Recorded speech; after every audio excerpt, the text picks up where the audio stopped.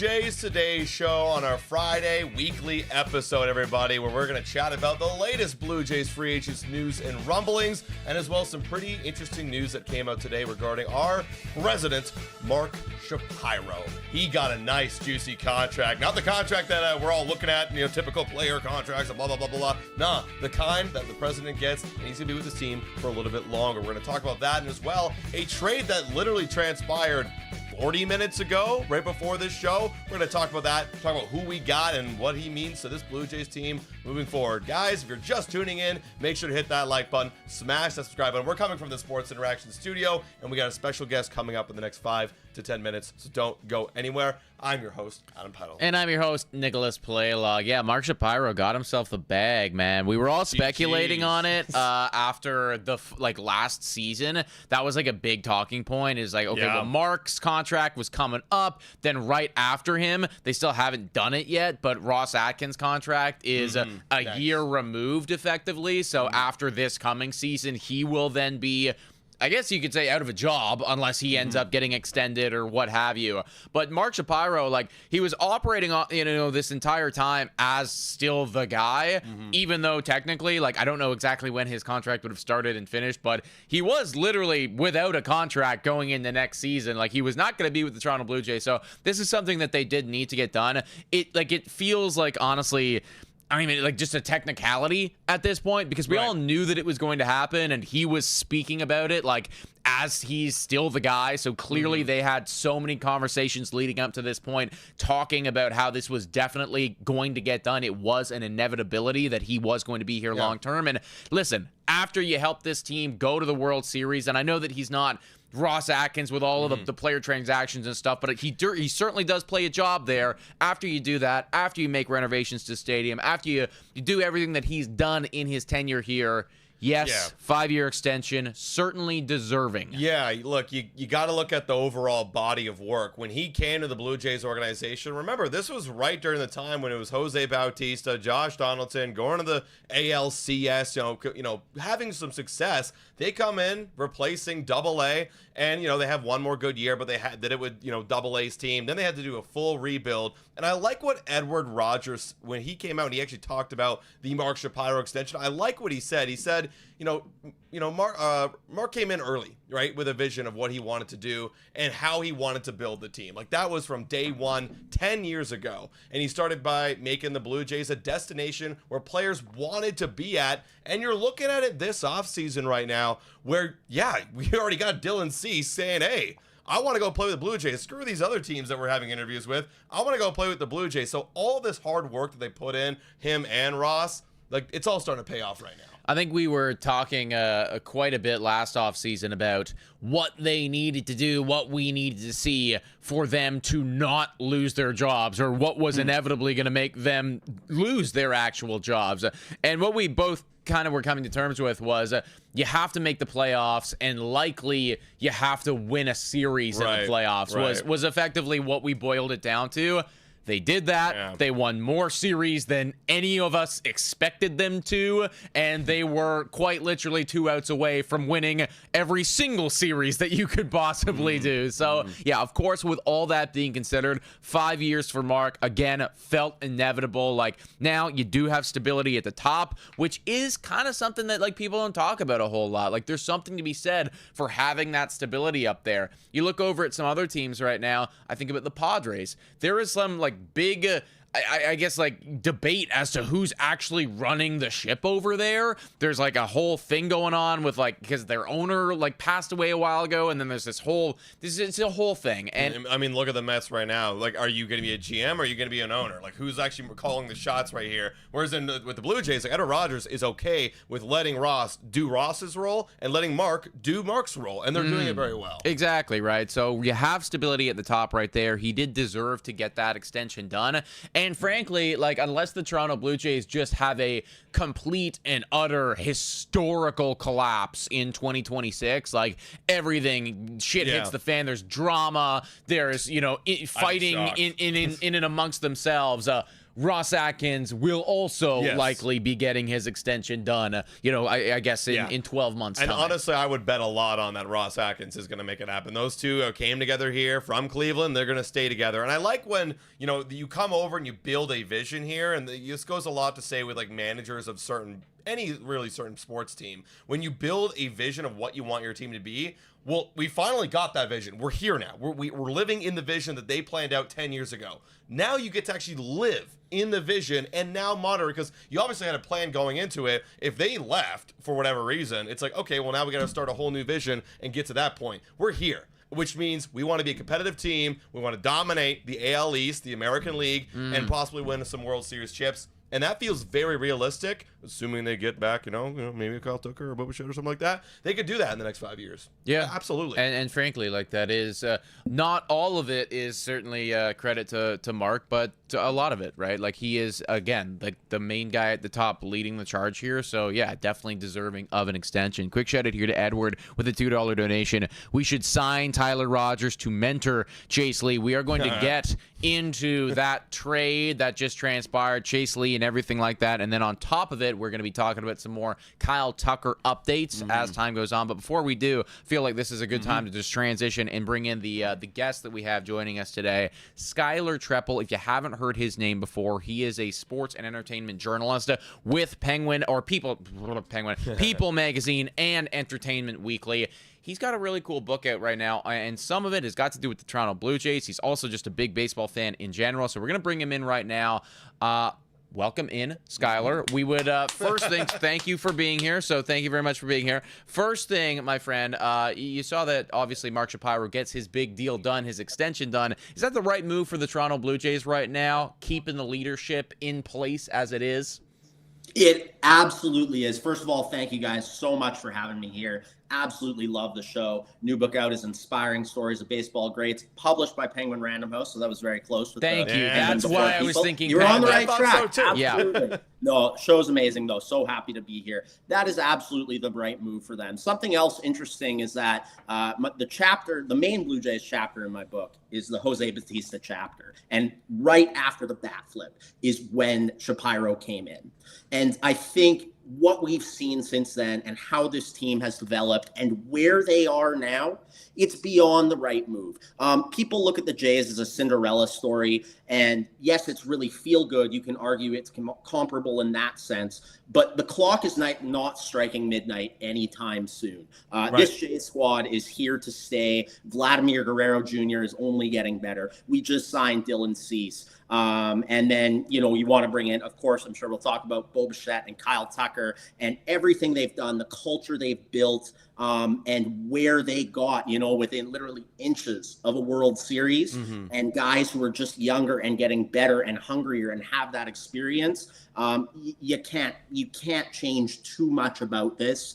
And so I think this was for sure the right move for them to keep success rolling. Yeah, I mean, I want the guy who got us here to keep, carrying us through this period right now. And a big part of this next window, and it feels like we are entering a new window very soon. It feels like after this season, when you've got George off the books, Kevin Gausman, you're going to be, entering a new window. And part of that new window is probably either going to be one of Boba Shett or Kyle Tucker. Hopefully we get one of them. What are your thoughts right now from an outsider looking in? Because we talk about it all the time and overanalyze stuff. I want to get a fresh new take here. What are your thoughts on Kyle Tucker or Boba Shett? Which one are they going to get, and which one would you prefer?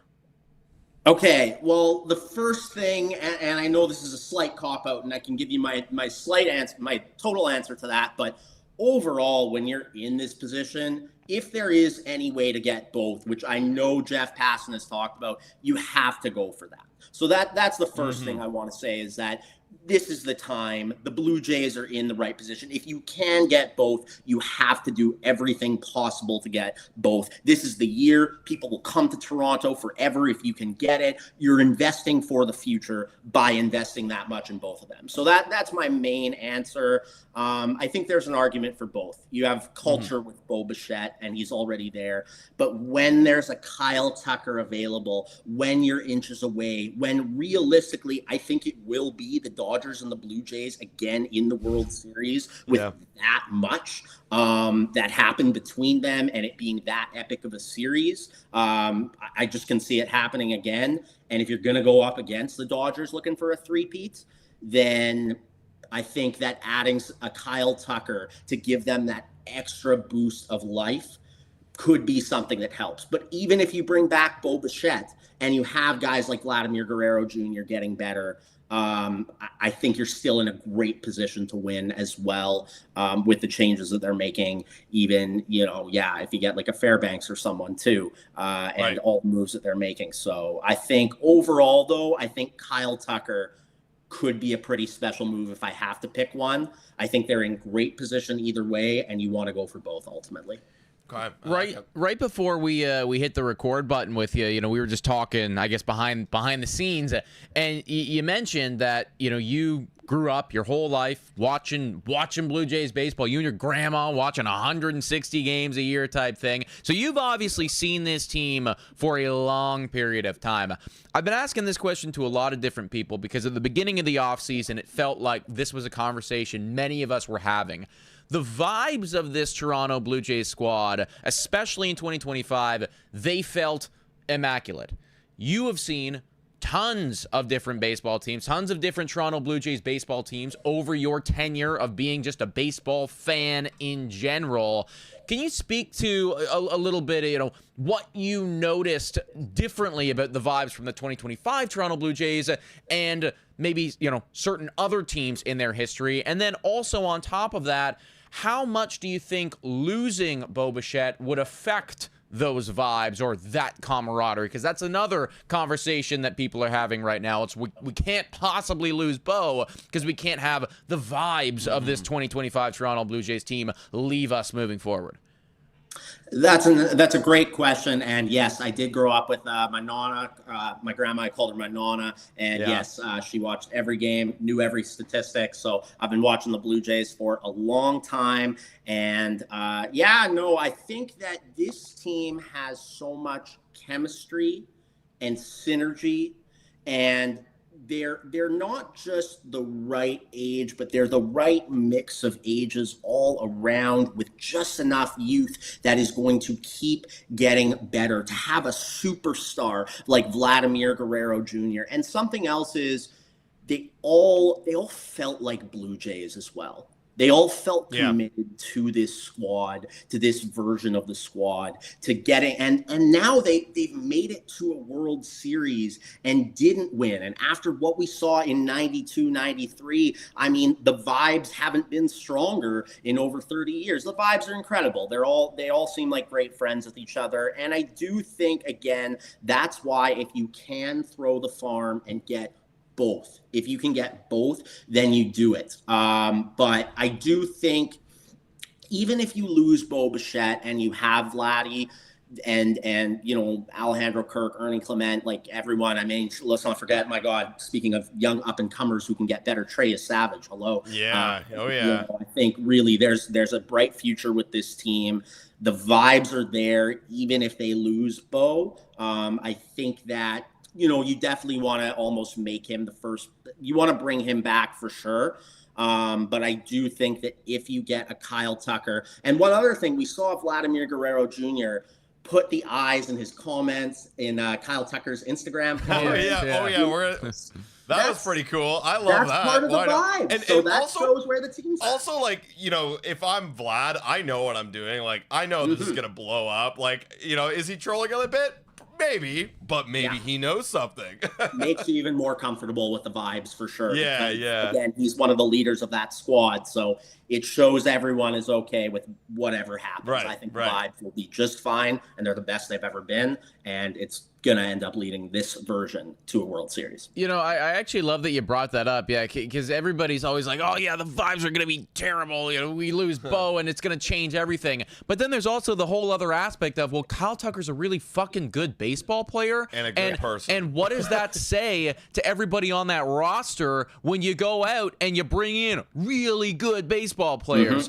I mean, like, that's just in itself, like, it's instilling everybody with confidence and having everybody buy-in right there. Like, they just spend another $400 million on a guy. We are all the way in. So I don't really think, honestly, that it would kill the vibes at all, frankly, even if they had to lose Bo Bichette. Yeah, absolutely, man. Now, we want to give you one more opportunity to speak here, Skyler, before we let you go. You're here for a reason, my friend. You got a book that's out right now on Amazon. Feel free to talk about it with everybody, because we always enjoy, bringing other creators, especially baseball creators, sports creators, out onto our platform and advertising themselves, because we got to support each other in this community. But go ahead, man. I'm giving you the floor right now. Tell everybody about what they could possibly get this holiday season.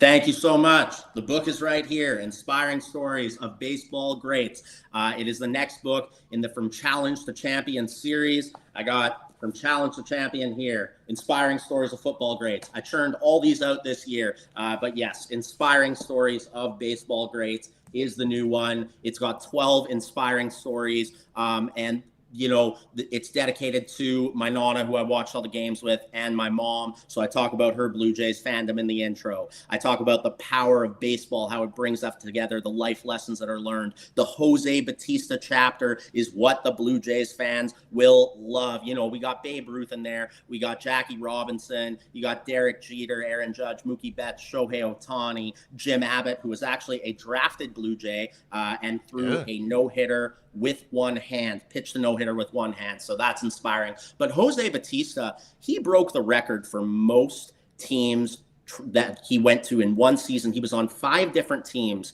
and found his way in the league just by adjusting his swing. So he was able to tap into that potential. You relive the bat flip. You relive, one of the best times in Blue Jays history, one of the defining moments.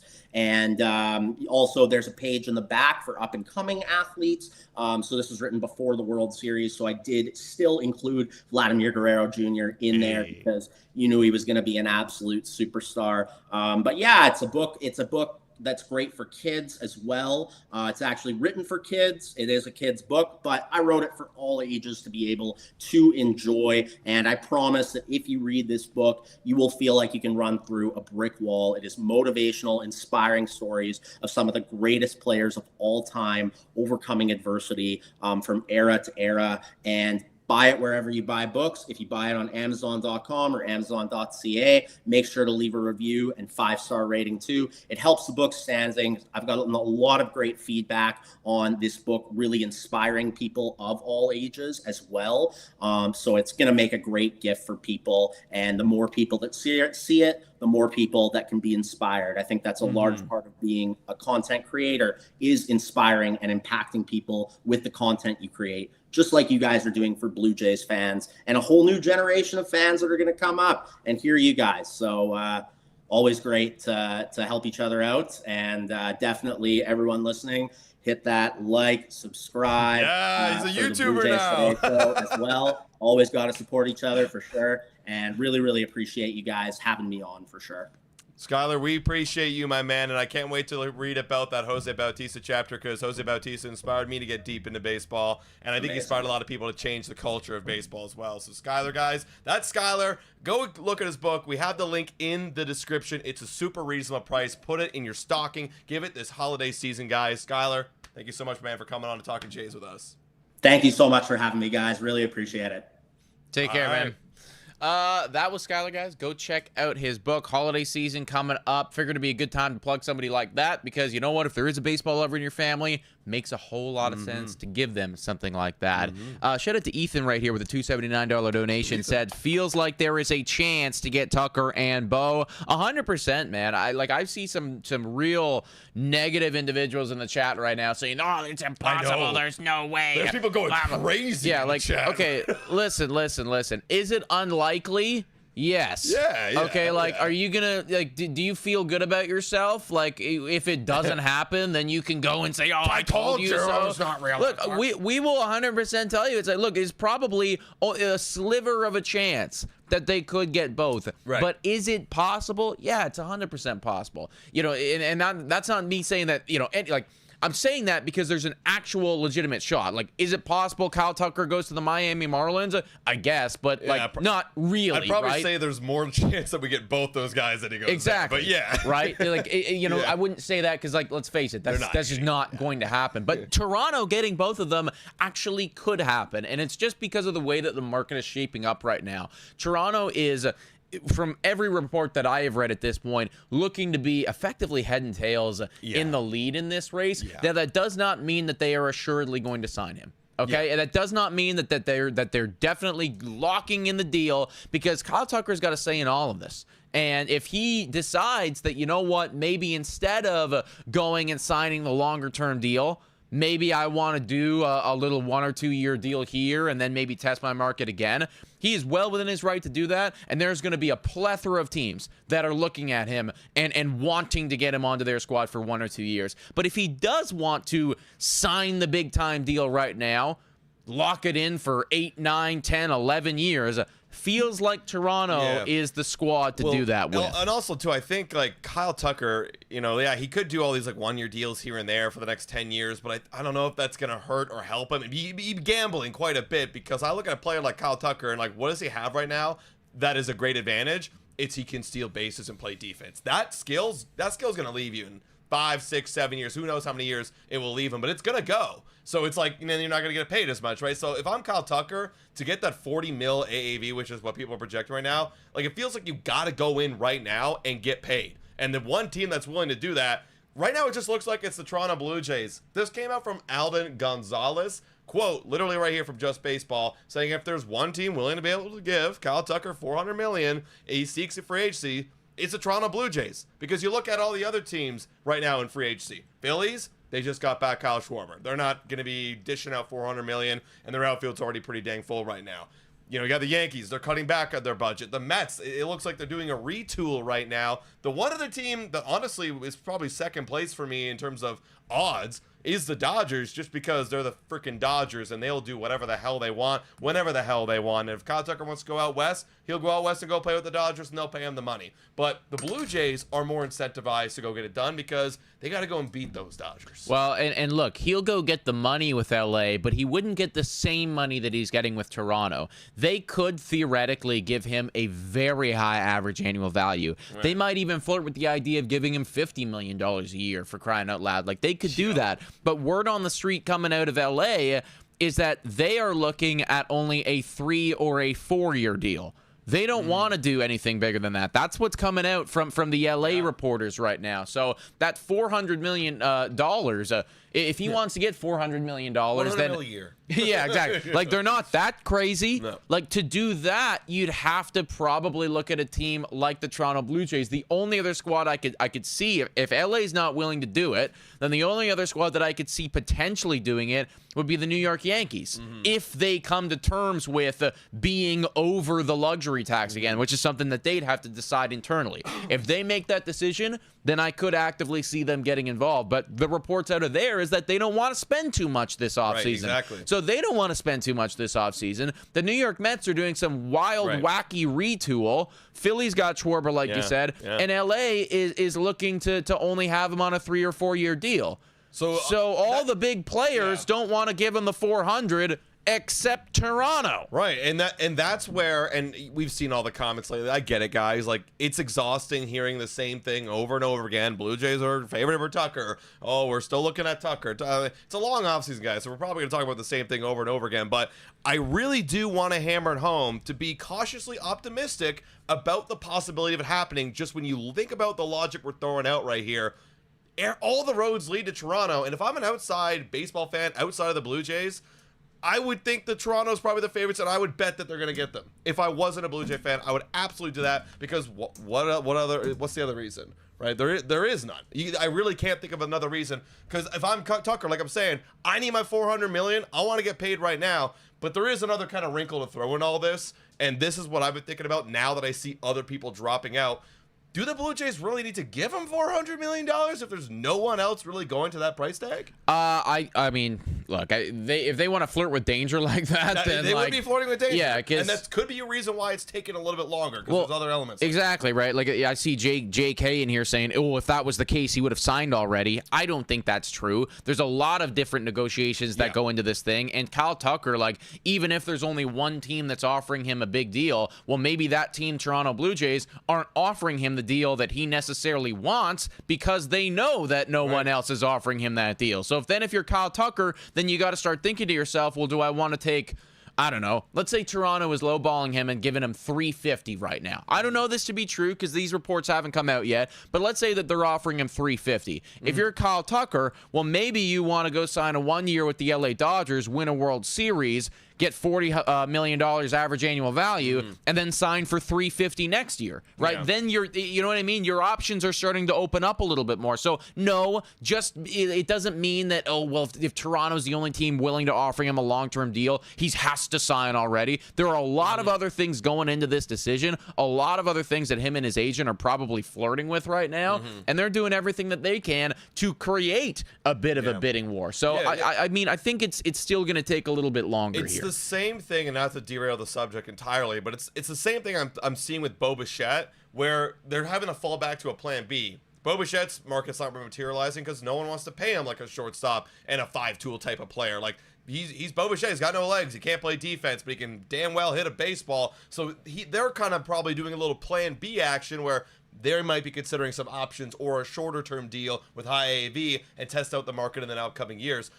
Well, different but same with Kyle Tucker, where they got to fall back to plan B. Shit, there's not that many suitors. I was supposed to be the number one guy. And it looks like the only team that's willing to give me what I want is the Toronto Blue Jays, where in the year past, the number one guy was Ohtani, Soto. They had a shitload of suitors, and the price kept going up and up and up, and Soto got more money than frickin' Shohei Ohtani, right? So it's like, with all that being considered, he might be going to a plan B right now. Well, they're considering their options, right? They're considering their options. It's not the same offseason as it was with Soto or with Ohtani. Now, if Tucker just decided, I'm going to take the highest number, and I'm never going to think twice about it, then okay, you're right. A deal probably should have been done already. But like, he's not a complete idiot, and neither is his agent. So they are going to flirt with other avenues, trying to get the best possible monetary deal. So no, again, to all those people who are being like, oh, if this is the case, a deal would have already happened. There's a lot of other things going into this. You got to think about everything else right now. And according to Buster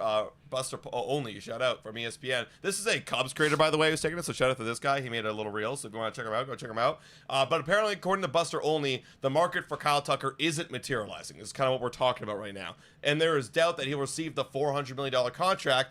And you can plug in why? Because there's no one else competing with that $400 million that the Blue Jays could be potentially offering. So yeah, I would believe that the Blue Jays are recognizing the situation. They might be trying to get a little bit of a better deal. Maybe they have some, deferrals they want to throw in there too to kind of make it better. Like, we don't know what's going on in his market, but whatever it is, Blue Jays might have a lot of leverage right now because of their financial ability. Well, and here's the thing, okay? So the reports are coming out that the only team that would be willing to go to 400 is Toronto. That doesn't mean that they have to go to Toronto. They don't right? have to. It's like it doesn't. The report isn't that Toronto offered him 400.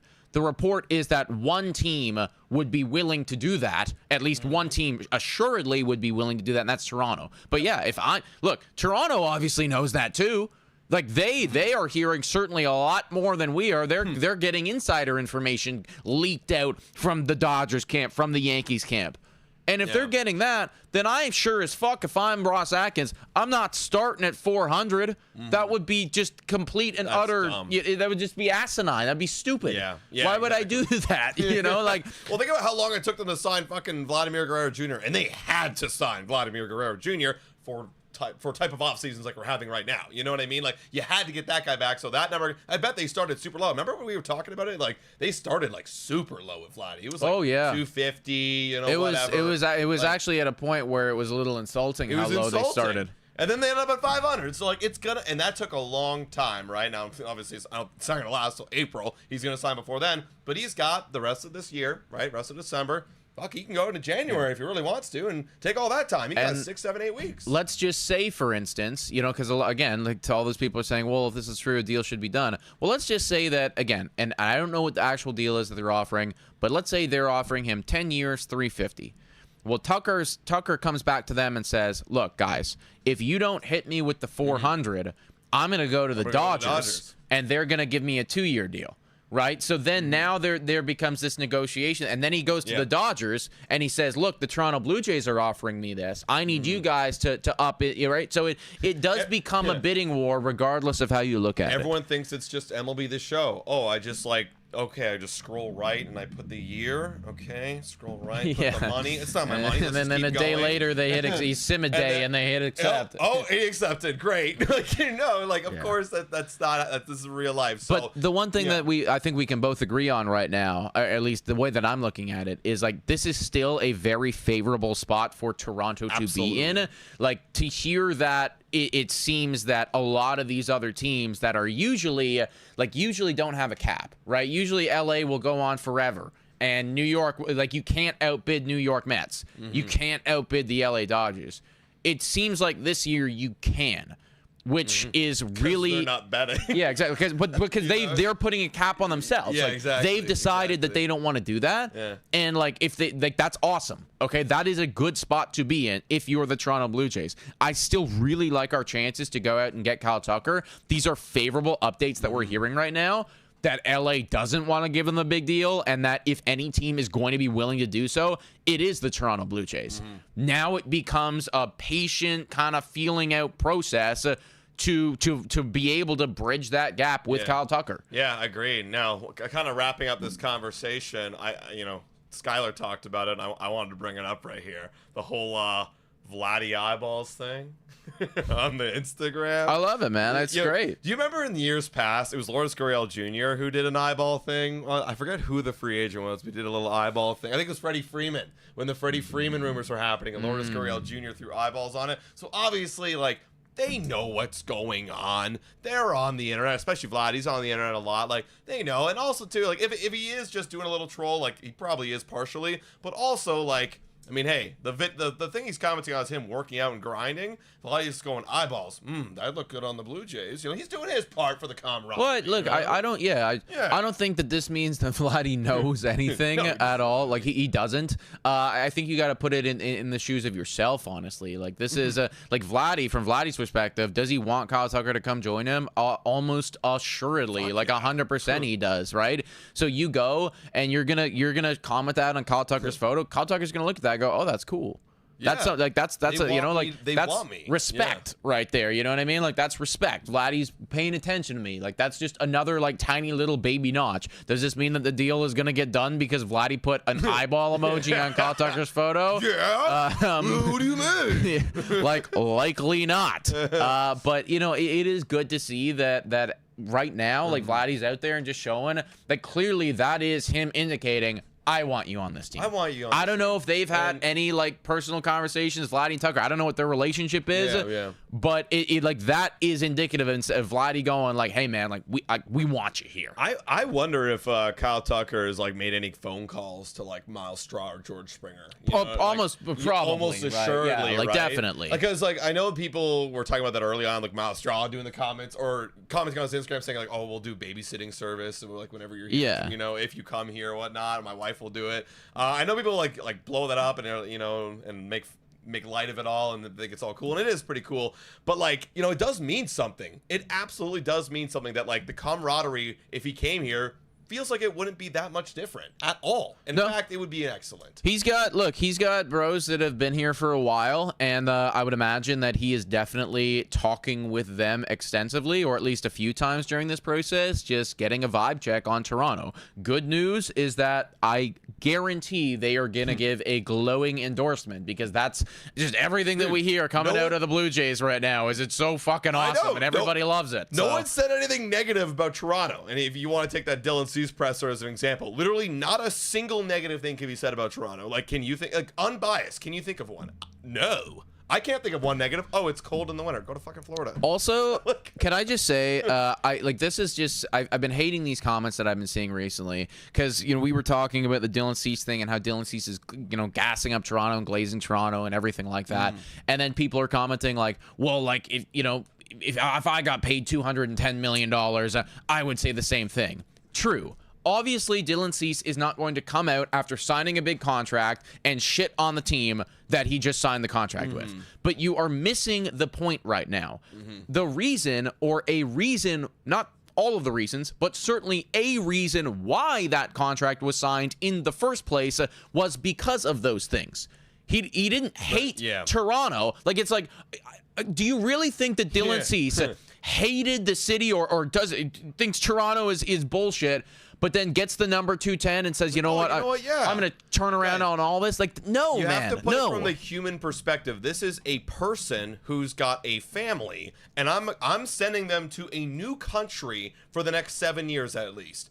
I want to make sure it's a place I want to be and they want to be. Yes. Like, it's a serious life commitment, and it's like, sure. Okay, 210 million, 200 million. I mean, unless you're like super materialistic and that really matters to you, I don't think it's like that big of a difference. The only reason why they're capitalizing on the bigger numbers is because like you have a chance to, and you might as fucking well. But I think the most important thing is like, I want to be in a place that I want to play for. That's why there's players later in their careers that have no trade clauses to certain teams because they don't want to go there. It doesn't matter how much money they give me. I just don't want to go there because I'm at a point in my career where like, yeah, I can make a lot of money. But it doesn't matter. I want to play somewhere for the rest of my career and be happy. Also, you've earned that right. We brought up how Dylan Cease, or Scott Boras at least, indicated that Dylan Cease directed him to get a deal done with Toronto. People were coming out and saying, well, yeah, if they offered me 210, like, I'd say the same thing. Well, here's the thing. That was before they offered that. Okay, so unless Scott Boras is lying, which, again, okay, maybe that's possible. You don't know, right? We don't know. Scott Boras is a bit of a, he's kind of a slime ball. Let's call a spade a spade. Yeah, these trolls, everyone. Yeah. So, like, maybe, okay, could he be lying? But if he's telling the truth, then Dylan Cease, prior to getting the 210 million, was saying that he wants to go to Toronto. Yeah, I just don't know why everyone's being so negative. Like I don't know. Like, if you're negative, that's totally you. Like, do you, man? But like, this has been one of the greatest years of Blue Jay baseball history, and like, how could you not believe that these things are true? That's what I don't get, man. What we just saw in the World Series. Like, what do you genuinely like? What's wrong in your life that you're so angry about this right now? Like, last year, I would have been right there fucking with you guys. And in fact, we were. I would have been right there fucking with you last year, but this year, come on. Like, I mean, we have it pretty good, chat. We have really it pretty good. Let's be grateful and enjoy a second here. I think a lot of the stuff that people are saying about the Jays and just everything that we've heard coming out here is good things. Exactly. Nobody's trying to pull the wool over your eyes here, okay? No one's lying to you. No one's tricking you. We're not trying to deceive you right here. This is just what the reality is. We got a couple donos we got to get some shout-outs to that we've been hanging on for a while right here. We got Jason Stanley Meadows with a $5 donut saying the Jays infield improved while Bichette was injured. Oh, man. True or false? Now, I will say, I mean, defensively, yes. Actually, yes, it did. But offensively, no, because Bo Bichette's one of the best hitters on the team. So... yeah. The answer, like the infield, just the infield, yes. Yeah. The lineup, defense, no. Yeah. The infield, yes. So, yeah, true. Which is why, inevitably, I'd want him to take second because second base is, it's an easier position to field. You don't have to throw as far. And let's be honest, like I've said for a while, he's got a freaking noodle arm. When someone, oh my God, one of those MLB Network guys that suggested he should go play third base, I'm like, you've never watched Bo Bichette in your entire life, have you? This guy can barely throw from shortstop, and you want him to play third? Yeah, that's crazy. He's going to play second, get him playing short, cover more ground, take more command of the infield. I think that's the place to go. And frankly, when he did play second in the World Series, limited sample size, but he did look rather good in that small sample size. Ari Pie here with the $13.99 dono. W's in the chat for him saying Tucker 280 for 8 years, Bo 7 for 190. One pen guy, we move. So Bo Bichette there, God. I highly doubt that he's like at this current juncture of time. It feels like that market for him is just not developing. I mean, I'd be happy to be proven wrong if they wanted to give him a long-term deal. Like, I do love Bo Bichette and would like to see him here long-term, but I can understand the hesitation when you do think about the defense, where it's going, and when you do think about the legs, and then when you do think about maybe that 1 year where some of those hits aren't falling, and instead of having 180 hits, now he has 130, and then it's like, damn, what are we actually paying for, right? Like that's what makes him good. It's the different. It's those 50 additional hits basically. So in the one season where like he doesn't have that for whatever reason, it's going to start to look rather bad, and I think that's why you're seeing a lot of hesitation. So that would be, I mean, I take both of these deals happily. That's why I was like, wow. I don't really see the Bo one happening, and for Tucker, that feels very unlikely because that's in the middle. Like if you're going to get the long-term deal, I think he's going to want to push for more than that. Yeah. And if that's the number that he's getting, I think that at that point he'd actually consider doing the shorter term. Yeah. I agree. Does it scare you at all? And I thought about this because Tucker's 28 right now. 10 years is kind of the number people throwing around. Does it scare you that like? I guess it all depends on how they structure the contract. Would it scare you that you could be potentially paying 40 mil for a guy like 38, 37 whose skills are with his legs right now, but like how are they going to look at 37, 38? 100%. But it's the same thing with Vladdy. Like I've just come to terms with the fact that eventually Vladdy's contract it's going to look not good because he can't like it'd be unheard of for him to be doing what he does right now at age 39 or whenever it is, like because we have him till he's 39 or like 40 or something. It's a long 41, deal, guys. guys. 41 actually. Yeah, like it's a long deal. But like he's like, I guess different where it's like, okay, you got to have one of those fucking guys. Like you got to have the Miguel Cabrera on your team. You know what I mean? You got to have the, Harper's the same way. Like he will be old as shit. Same with Tatis. Like on a team, you got to have one of those dudes. Do you want two of those dudes? I don't know. I mean, you might have to get it if you want to get a deal. Well, and I think that's just that's the price of playing, right? Like that's you gotta pay to play, and ultimately I wanna capitalize and win the World Series right now. I think what you just need to hope for is that those down years that are inevitable, they will come eventually. Can they come at age 36 as opposed to age 32? Yeah, because George Springer. Or that those random years, or that, right? Yeah, for me, it's like if you get 10 years, and now I have learned from the George Springer thing. It's not about when those years. It's not about when those years happen. It's just like if they happen. If we can get 7 quality years out of a 10-year deal with Kyle Tucker, a win. If like most of the contract is great, that's great because you're not expecting him to be great as he is right now at age 38, 37. We have another donor here from Abba who's literally on the other opposite end of things when it comes to the contracts, saying Bo 280 for 9 years, Kyle Tucker 450 for 11. Holy smokes. Blue Jays need both to win the AL East again. Baltimore is better. That is true. Polar Bear Pete, let's go. That's a great deal for them. New York Yankees will be better. Same with Red Sox. I actually disagree with the Yankees. I think Yankees are going to get worse. I don't know why. I just got a feeling. I don't think they'll get worse. They're going to get Garrett Cole back. That immediately makes them better. Is it going to be Garrett Cole? Of course it will. We haven't seen Garrett Cole in a long time. That's one thing. But anyways, I digress. 280 for Bo for 9 years. That feels. I'm gonna be honest. I think that won't happen. He's not gonna get a 9-year deal. And I don't know if I even want a 9-year deal, to be honest. Because again, like what worries me about him, like you said, is the legs. The legs are already gone at age 28. That sucks. Like at age 28 for a professional athlete, and your legs are gone. Mm-hmm. You're one more ding away from being a no-tool player. Which is your contact ability. But I do believe his contact ability has been around for a long time. But we gotta hope it is for 9 years in that case. I don't know about that. But Kyle Tucker for 11 for 450. Both of those deals ultimately seem a bit inflated. I do think that getting both of them is, again, it would be awesome. I don't know if you necessarily need both of them to win the AL East again, but I will agree with you. Like I kind of disagree with Adam in there. I do think a lot of these teams are getting better, and I do think New York will be just as good, if not a little bit better, with the addition of Garrett Cole. They do need to bring back Cody Bellinger or like somebody like that. I think that's obviously very important. They need another bull. Like they lost that. Devlin's wasn't that great last year. So maybe I'm talking on my ass, but like they might need to get another bullpen piece. It like feels like their bullpen's still kind of shit because it was already bad last year. Like they're not really doing anything to improve upon it. I don't know. Maybe I'm biased. I just think New York's. You're definitely biased. Like again, like but again, like who's in that lineup? Like it's Aaron Judge. Who else?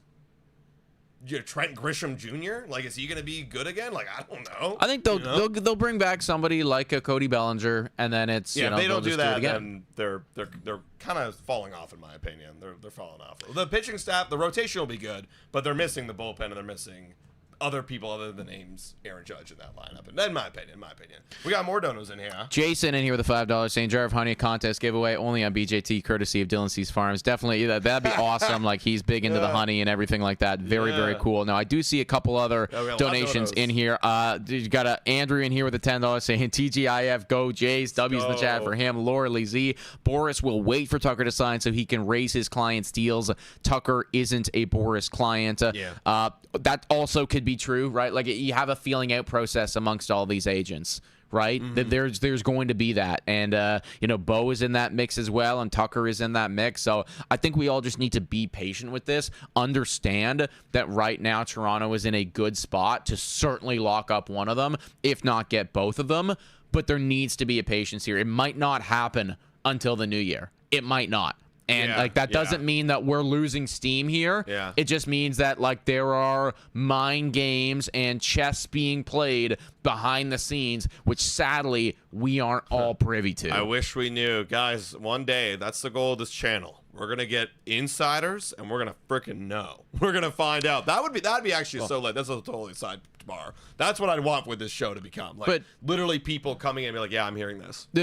Ultimately though, the insiders don't know either, right? Like the latest thing from the insiders is that the Dodgers only want to do 3 to 4, and the Jays are one of the only teams willing to go 400. Like that's the latest. Yeah. Okay, so they don't actually know all of everything. But what I'm saying is be the first, and then you guys can get it. You guys can get it right here first. Thank you for the dono, guys. I think there's one more in here. Oh no. Yes. Oh, yeah, we got one more in here. This is from Chris Reimer, 699 Dono, saying if you look at 2027, they have Gosman, Springer, Varsho coming off the books. So I think it's definitely possible they get Tucker, Bo. Thoughts? I did see a question in the mailbag about that. So shout out whoever had that question as well. Talking about because there are a lot of dollars coming off the books, being, Springer 25, 24 million, whatever it is. Same with Gosman, 22, 23 million. I don't know what Varsho's going to get next year in terms of but probably 10 million at least. Mm-hmm. That's a good $60 million roughly right there. Does it make sense for them to go, okay, well, we can bite the bullet this year in terms of all the money because we're coming off such a great year, and then next year, we can kind of just slot those guys in and we can roll from there and see what happens. Does that kind of make sense? Does that have any factor? I mean, maybe it could be something they're considering. I mean, it doesn't hurt, absolutely. They are certainly looking at more than just this year right now. For sure. They're paying attention to all of this. And another donation. Shout out to everybody in here. I've been trying to transition to talk about the trade, and we can't. Olm's in here with a $13.99 donation saying, boys, I know they made the World Series, but this management does not have a good track record the last few off seasons. And if we go through the moves, very few and far between that are good. I tend to disagree with you. Yeah, go ahead. Because ultimately, there has, again, people don't give them a whole lot of credit, and while they haven't been able to go and get the big fish until maybe this season, and we don't know if they're going to or not. They still did extend Vladdy. They still have brought in various other individuals. Kevin Gosman was an incredible signing, right? Nobody seems to give them credit for that. Chris Bassett, pretty damn good right there. Okay, there's definitely been good deals. Are there bad ones? Yeah. Santander didn't look too good last year. And, the Varsho trade is still kind of, we don't know about this one, but, right? You could debate on that. There's definitely been bad moves, but they've also made some really good ones as well. Yeah, I think that's where a lot of people are still stuck. And it feels like and not to say you're stuck, Holmes, but you're stuck in the ways of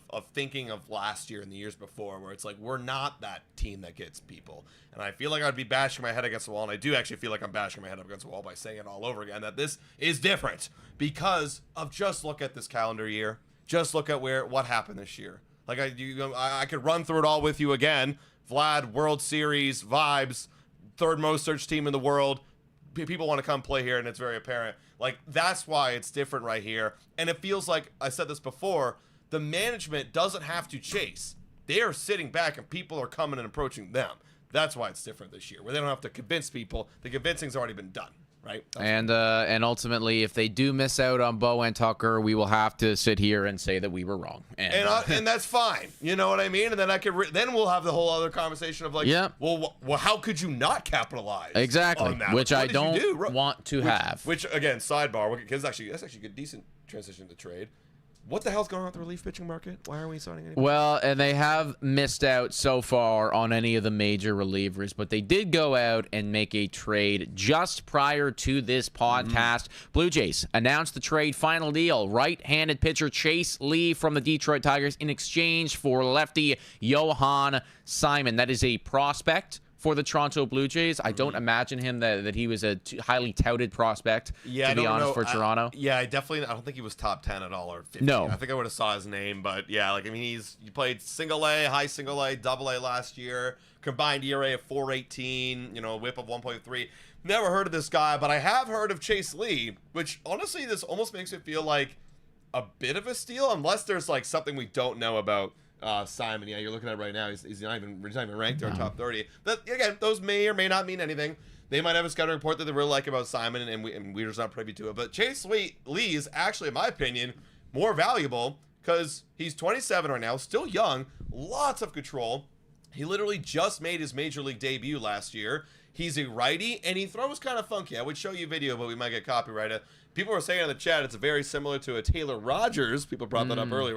We should get Taylor Rogers to coach him because that funky sidearm delivery with lots of movement going horizontally right to left.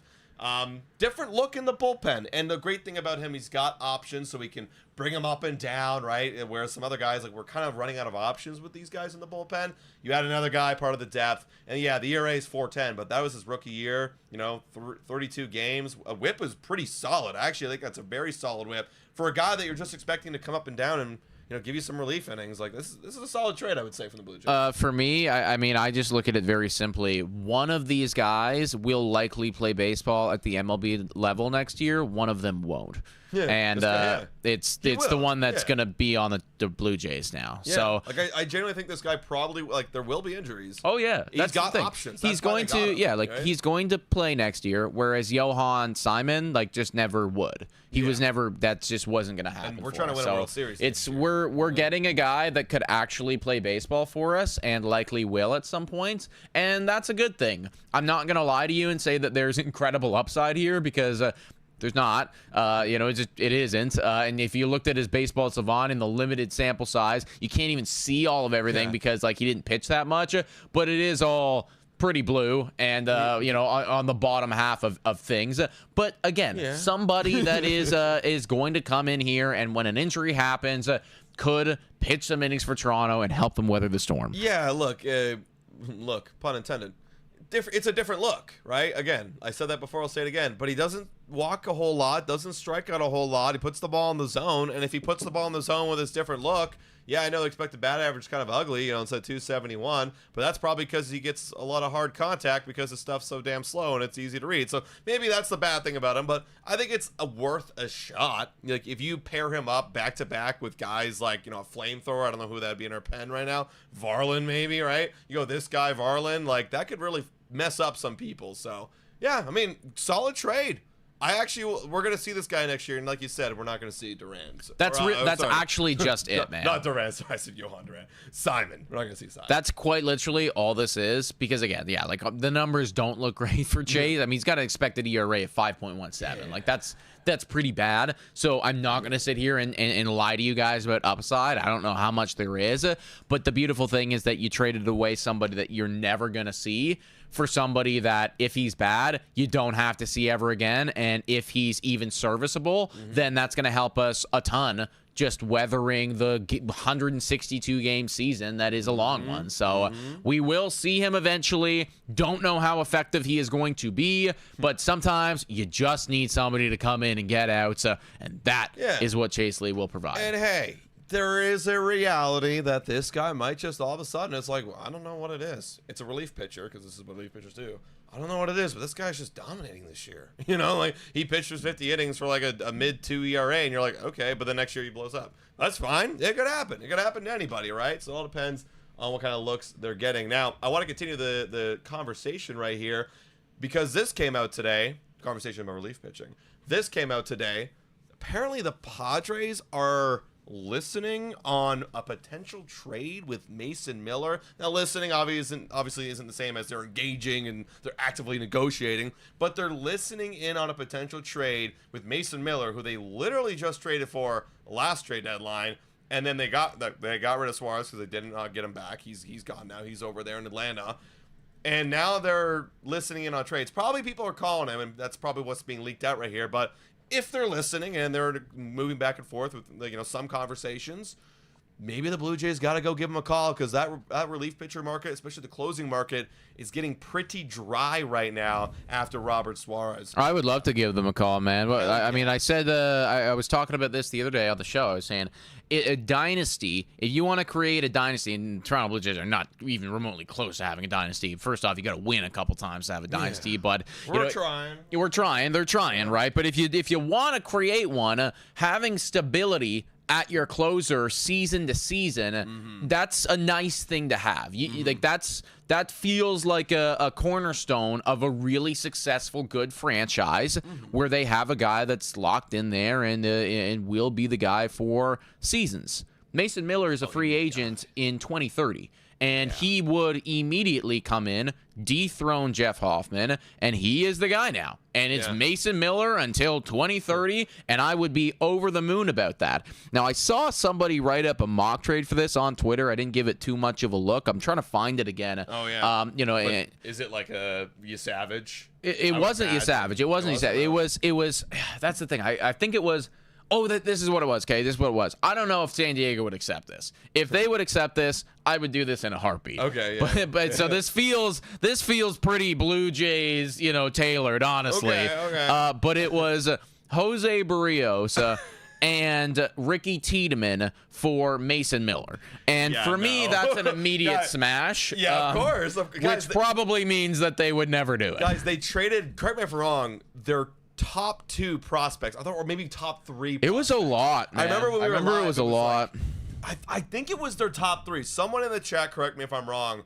Like, we're not getting away with a Jose Barrios and a Ricky T, who's coming off of TJ. Like, no, not even our top prospect anymore. He's number 4 in the system. So yeah, that won't happen. It would actually have to be Namala, Savage, and probably maybe Jose if they want, because they lost Dylan Cease to us.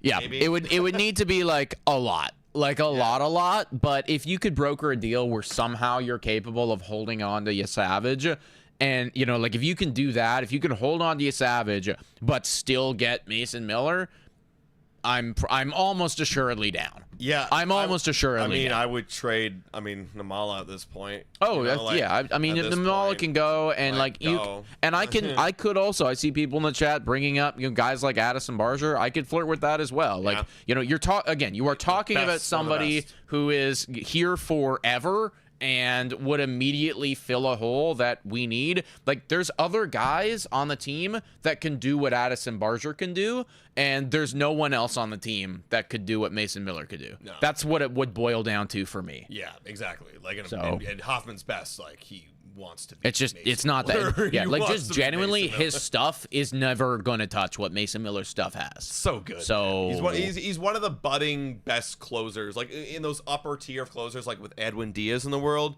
I'd put him right there. Dude, he had 104 strikeouts in 61.2 innings last year, and he had a whip of 0.908. Hey, like, has he ever had a bad year? Like, dude, his career whip is half a point under 1. Gross. So yeah, for me, it's pretty clear. 160 innings, 246 strikeouts. Yeah, if you could get this guy, you get this guy. Yeah. Yeah. So if they are actually listening, Toronto, Ross, get on the phone, brother.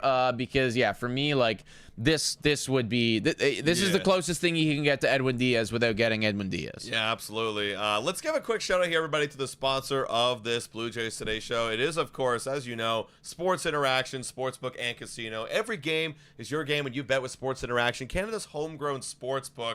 I was thinking of a nice transition right here to lead us into another kind of trade conversation that's been happening, and that is with Tarek Skubal. I was looking over at the American Cy Young Award winners, the odds for that. of course, Tarek Skubal right next to Garrett Crochet because he was also kind of neck and neck with him all year long. They are tied for first at 4.5 times multiplier. So if you bet $100, you'd get $450 back. But I also noticed they put Dylan Cease up here now that he's official with the Blue Jays 21 times. If you want to take a sneaky underdog back on Dylan Cease, be my guest. But I would be leaning Tarek Skubal. He's just the best in the game right now. Yeah. I also saw Trey Savage down there at 26. Oh, Lord. If you can believe it. He's right there with Pablo. That's kind of nuts, actually. That's crazy. He's got better odds than Kevin Gausman. Yeah, that's like kind of nuts, guys. That is kind of crazy, actually. I like Trey Savage a lot. And I just honestly I think that we're getting to the point where we're going a bit too far on the Trey Savage hype. It's the same thing that happened. I'm going to say this right now. Same thing that happened with J.J. McCarthy in the NFL. If you know, you know. Whereas preseason, they were projecting his over/under total touchdown passes more than Jordan Love. I know that you were really insulted about that. Did you remember that? I don't remember that. He was projected like the 5th highest over/under in the entire NFL, more than Jordan Love, and he hadn't played a single snap. Now, Trey Savage has played in the World Series. Yeah, I'll be honest. I don't love that comparison because at least we know Trey Savage could be good. But we've never seen 32 starts out of him, and we're giving him better odds to win it than Kevin Gausman. You know, like, that's kind of wild.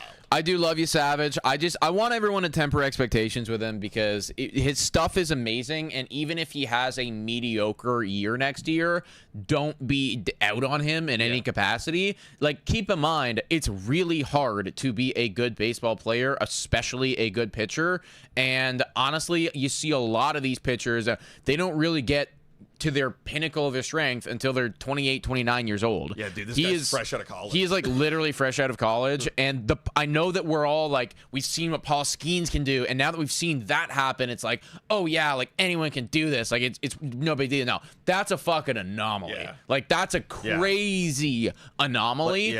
And Trey Savage showed signs that he could maybe be like that one day, maybe not at that level, but something similar to it. Just don't lose your shit if he's not that guy immediately next year, because it takes a while. Too, and like I want to be realistic, like Paul Skeens has 5 different pitches he can execute at any fucking moment. He throws 100 miles per hour. Like that guy's an anomaly. Whereas, and if I'm going to be any critical about Trey Savage, he has 3 pitches. And we have seen a ton. He loses command because it is pretty wild how much vertical break it has. So, and we haven't even seen the adjustment people have made to him yet. There wasn't enough time for people to make any adjustments because he just burst onto the scene. We have to see what he does over 32 starts. When people start to make the adjustment, how does he readjust? Whereas Paul Skeens, no one's able to make any adjustments because he's already adjusting to what adjustment you were about to make. Yeah. And he's getting you out because he's got 5 different weapons he can throw next. Exactly. And I see Nando in here saying the league will adjust to Savage. And I agree, right? Yeah. Like he came into the league and no one had any idea how to hit that splitter or what to do with it or how they're supposed to attack him. And I'm not saying that they're immediately going to 100% figure it out, but there's a lot of smart people out there, and there's the traject machine these days. Yeah. So they will find a way to exploit you, Savage, and then he's going to have to find a way to adjust to that. And that's what next season is going to all be about. I would imagine that a lot of teams, now they've seen the book on him, they know how he's going to attack them. They're going to come out differently. Can he then adjust to that? We will find out. That's a learning curve. He's a young guy. We'll have to see, guys. But, guys, check out Sports Interaction, Sportsbook and Casino, because they've got you covered with pitch-by-pitch live betting during the regular season. They got easy deposits and payouts. Every game is your game when you bet with Sports Interaction. Go to sportsinteraction.com/BJN. The link is in the details to open an account. Ontario only 18+. Please play responsibly. I believe we got a dono in here as well from Olms yet again with a $6.99 dono saying, boys, everyone here could have gotten the Vladdy deal done. LOL, come on. They had $500 million to work with. I refuse to give credit for that.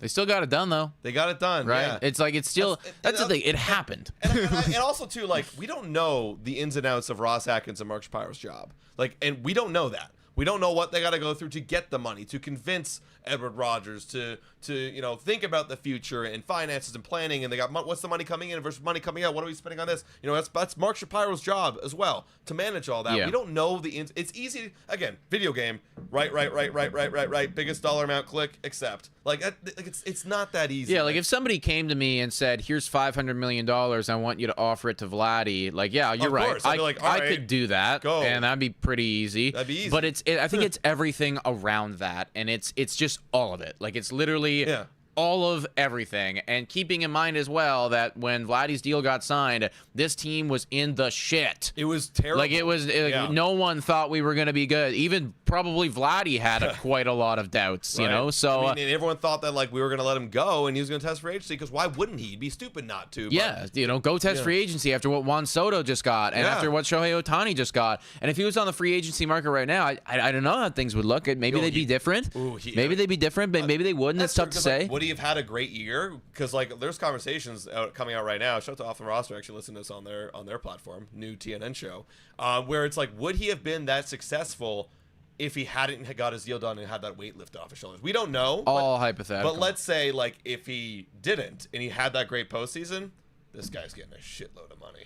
Likely that's something that probably the LA Dodgers would come out of their hole to try and do. I know that they might not be willing to do it for Tucker, but hey, if Vladdy was this close to beating you, you might as well just have him join you, and then you don't have to worry about it anymore. Yeah, exactly. Final, I guess, talking point, because we did talk about Tarek Skubal a little bit before we move on, is that we brought up a little bit earlier that Tarek Skubal trade might be not happening. Well, there's a lot of people right now that are pushing for this to happen, and that is the LA Dodgers. And a lot of hypotheticals right now. The Dodgers are monitoring a potential Skubal trade. I've made it very clear. I think it'd be very dumb for the Tigers to trade him, because I would first want to try and sign him, extend him. But if you can't get that deal done, then I think you would go consider a trade, because you would get a shitload. Because you have to consider this too. Yeah, he's got 1 year left, but you have to imagine whoever he's trading him to already have a deal ready in place, just like a Mookie Betts deal a few years ago. So that's what I heard, is that the Dodgers, and this goes hand in hand with their Tucker approach, is that right now they're not willing to give the long-term deal to Kyle Tucker. However, they are certainly motivated and very willing to not only trade for Tarek Skubal, but then immediately extend him after a trade like that would go through. And apparently that's scary. Where they are, putting their evil eye right now and putting their focus on it. What would you what would you prefer? If from our standpoint, would you rather sign Kyle Tucker to a long-term deal, let's say a 10-year deal, or trade for Tarek Skubal and then sign Tarek Skubal for, effectively the whole prime of his career? Would I also lose on Bo Bichette in that Tarek Skubal situation? Because I'm kind of committing a lot of money. I think it's the same thing as Kyle Tucker. It's however you look at, you could still, if you truly believe that they could get Bo and Tucker, then you obviously they could do Bo and Skubal. Because you always need great pitching, and Skubal is literally the best pitcher in baseball, whereas Tucker isn't the best outfielder in baseball. He's one of the best, but not the best. Aaron Judge, obviously, Juan Soto as well. I'd probably have to go with the Tarek Skubal. I think I would. You got to take the best when you can. Honestly, I think it's a no-brainer, just because, that guy would be, and you look at your rotation.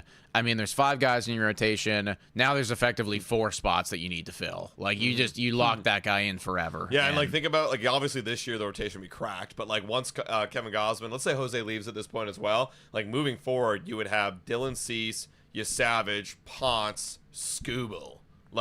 Ew, that's disgusting. I don't care who else throws the fucking ball. Anyone, go. I don't care if we don't have Tucker or Bo at that point. We'll find a way. Yeah, we'll sign some. But you're right, user. We still have a great rotation now. Yeah. Very unlikely that they would go and they would do something like that. I would love it, and that would be insane. But granted, Dodgers have even better rotation than we do. Right. You know, yeah, you can argue like they don't need to because they got what, Ohtani. Oh, they have Yoshi, so many guys, man. Roki, Blake Snell, Tyler Glasnow. Roki, yeah, he might be getting it, but if they get Scooble, like, you're in the pen, kid, for as long as we want you to be there. Yeah, so, like yeah, that's crazy. So honestly, you could argue that we have a great rotation, but that's certainly not stopping the Dodgers from looking at it. No, I think they realized, ultimately they realized that like pitching. I mean, we just saw it. Yeah. Pitching wins championships. I don't need to bring up the old. MVP. I don't need to bring up all the old wounds, but you know what it is that I'm referring to. Obviously,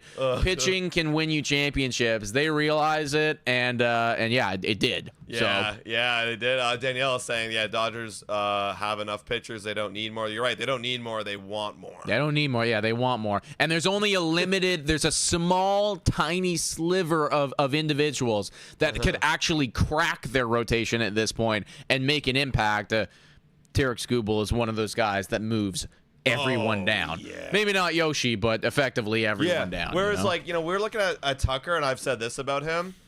He would complement the core of this team. Like, he's not the guy. He's one of the guys, but because Vladdy is the guy, he would complement the core of this team. Skubal's going to carry this team. Skubal would be the... I love Vladdy, but Skubal would be the best player on the team now. He's the best player. Like, he would be the best player on the team. So, it would change things. So, ultimately, if I had to pick one, I would go that direction. But, again... Look, not like Toronto is looking at that at all and would be over the moon if they wanted to go get Kyle Tucker. We're going to transition, take a couple of your questions. If you haven't already done so, please submit your question into the mailbag. If we don't get to it today, we will certainly get to it next Friday. Ohm's in here again very quick with a $6.99 donation. You've been going crazy today, brothers. Just shout it to you. One day, we'll meet and have this conversation. It would cost me a fortune to continue this argument, but before this season, this management was awful. All right. Well, W's in the chat for you for donating a crap load, man. I'm more than happy to grab a beer and have this argument with you in person sometime, brother. Look, I was the biggest, and so was Adam. Massive critique of that management last year. But I always said, like, wins and results, that's what tells the story. They don't lie. For me, I don't care if they traded Vladdy and then cut Savage. I actually don't give a fuck if we win the World Series next year because results don't lie. You know what's funny too? We were this may be a little bit off topic, but we were like so protective of Namala. Like, we got to be careful. We don't want to trade Namala away. But like now, after seeing how close we already are with this roster, I'm like, I don't care anymore. Like Namala for the future, but like our roster's so built for the future now. It's like, who cares? You know what I mean? So like all I care about is the wins. I just want winning. That's it. I just want wins. Win. I don't care how you do it. You can cut everybody and get a bunch of scrubs in there, but if they find a way to win, but if you win the World Series, then you were a genius. That's really the winners write the history books for a reason. And that's what it boils down to. And you know what's sad? We'll talk about this in many years. We will always talk about remember that 2025 World Series. But in 20 years from now, no one's going to think about the Blue Jays in the World Series. They're going to think about how Dodgers went back to back. I know. Right? So we got to win one to be in the history books. We got a question here from Drew Gamer. This was submitted last week. Time to update our percentages, everybody. Where are Nick and Adam at with the percentages? Drew Gamer coming in here saying, if we assume Tucker does get to choose for a big contract, it really does look like it's Toronto and no one else, right? We talked about that. I remember before you guys said Tucker to Toronto was like 30% chance. In your opinion, what are the chances of Tucker to Toronto now? 50? 60? It has to be over 50 now, says Drew Gamer. Where are you at right now? What is Nick's odds for Tucker? So a couple days ago, I saw this, and we're not gonna give a shout out to it just because ultimately, like, we're not sponsored by them. But I saw some lines, some Vegas lines out there about where Tucker will sign next, and the Toronto Blue Jays were the favorites, and the implied odds. So you can take the math, you can do the implied odds. The implied odds. So how Vegas is viewing this right now is that they saw roughly 49.5% of the time Tucker ends up with the Toronto Blue Jays. And that's Vegas. They don't put out lines like this, willy-nilly. This is extensive research, algorithm shit. Like, granted, I think I would take that bet, which means that I am slightly over what it is that they are projecting. So for me, I'm sitting probably at a pretty 55 to 60% of the time, I think that we are definitely the favorites. I think that there is still a certainly strong chance that we could lose out to a team like the Dodgers because, again, we've seen it in the past, and there's a lot of factors here. I don't know Kyle Tucker personally. I don't know what he values, man. He might really just want to go and go win another chip with the LA Dodgers because they are going to be the favorites to do so. But I still think that Toronto, with all the reports that are coming out, they have to be the favorites. So I'll sit at a solid 57%. There you go. I'm sitting at a solid 60, and it's because of all the things we've talked about in this podcast. Just there is nothing pointing to me in another direction, at least on the surface level. Again, we don't know exactly what he wants. That's why I'm keeping it open.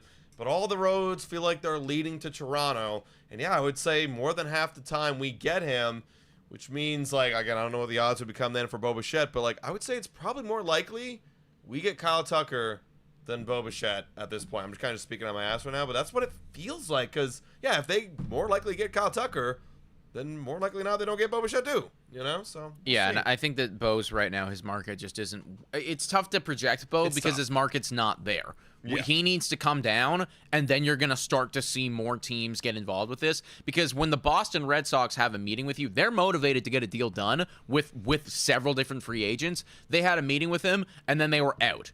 Yeah. And if you're Bo in your camp, like, well, we can't have that. Yeah, this isn't good for business, right? Like, Boston should be a big player here. I'm sure if you're Bo, you'd want to have the option to go there. But if they're not in, then I imagine there's other teams that are not in at this current price tag. Bro, I am really, again, I haven't allowed myself to really buy in that Bo and Tucker will happen because it's a very small chance it's going to happen.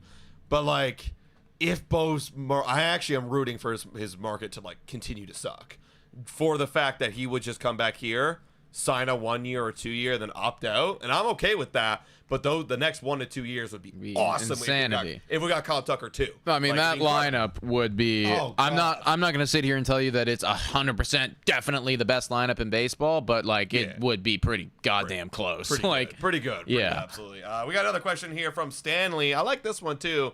You know, because now we're seeing some other moves happening in the AL. Which team in the AL do you fear the most? Coming in from Stanley. I think an easy layup for me is still the Seattle Mariners. I mean, we saw what it took to beat them. It took a lot. It took a big time comeback. They had us on the ropes, and they very easily could have. They very easily could have gotten us. You know, like the way that we feel about the Dodgers series in the World Series, I'd imagine Seattle fans feel the same way. They were like, we were right there. It's the same thing, right? 3-2 going back to Toronto for the Mariners and for Toronto in the World Series.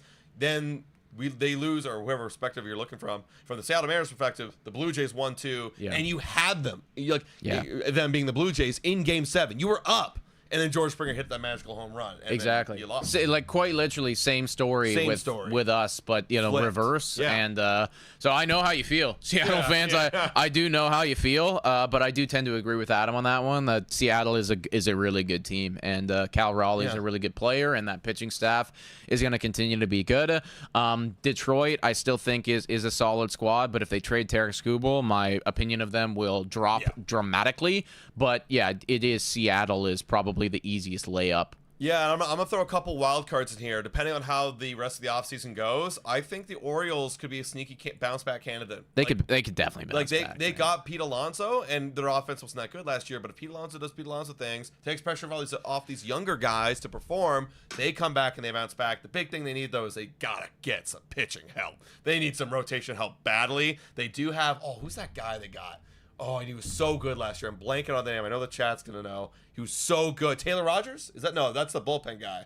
What's that guy's? It's the chat. Let me know the name. He was so good last year, so they got him, and then, like, nobody else. So they got to go help out their rotation. And the other team as well, the Red Sox, because they remind me a lot of the Blue Jays off-season mentality, like for the last few seasons where it was just like shotgun approach. We're going to try and interview everyone and get somebody on this team.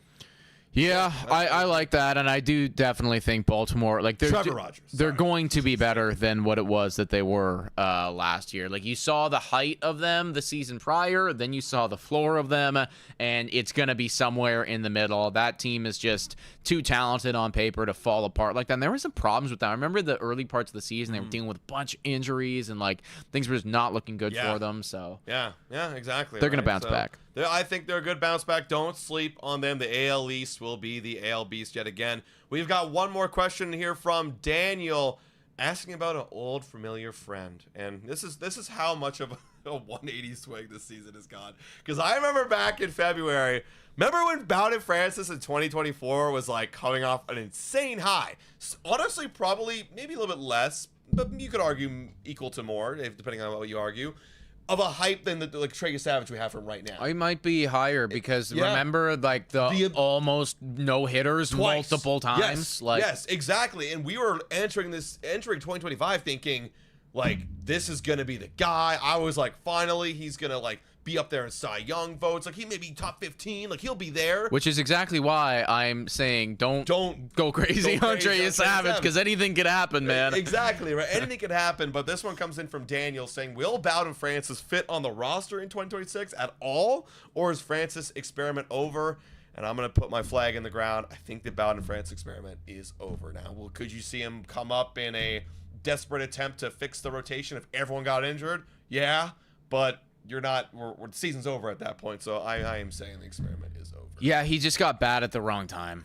Yeah. Because when he got bad, everyone else got good, and then they didn't have time to wait for him, right? If this team was winning 74 games again last year, then the rotation certainly wouldn't be as filled out as it is at this current juncture, and the experiment wouldn't be done. But he just got bad at the worst possible time, and they don't have time to wait on him. So I don't think it's a hot take at all to say that we're probably not going to see Bowden Francis in any major role or any major capacity at all moving forward. Could like Drew Gamer saying maybe a bullpen spot at one point or another.